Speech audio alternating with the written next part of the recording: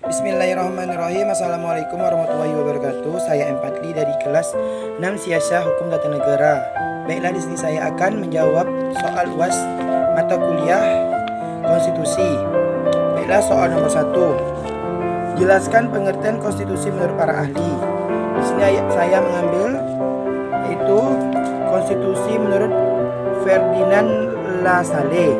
Konstitusi terbagi dua, yaitu pengertian, yakni pengertian sosiologis dan yuridis. Dalam pengertian sosiologis atau politis, sosiologis garis miring politis begriff, dalam konstitusi diartikan sebagai sintesis faktor-faktor kekuatan real yang menggambarkan hubungan antara kekuasaan-kekuasaan yang terdapat dengan nyata dalam suatu negara atau parlemen, kabinet yang terdapat dengan kabinet, pressure group atau partai politik dan sebagainya.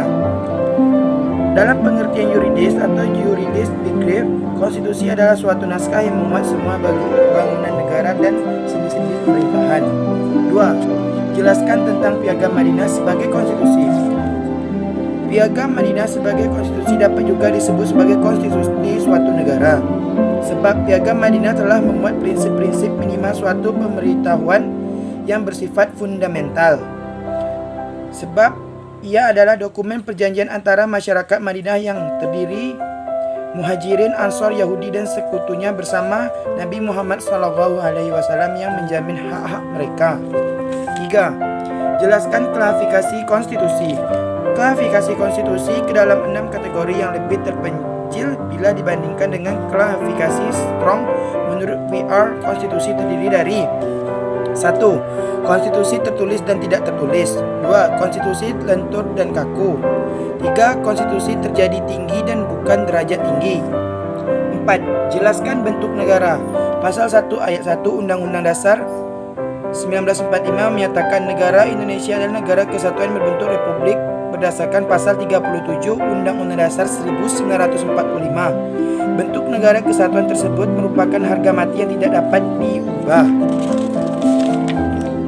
5. Kemukakan pendapat Anda tentang Konstitusi Indonesia.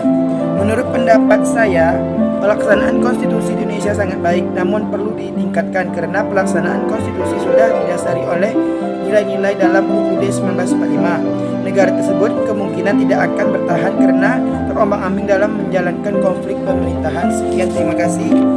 Apabila terdapat kesalahan dan silap dalam jawaban saya, mohon dimaafkan.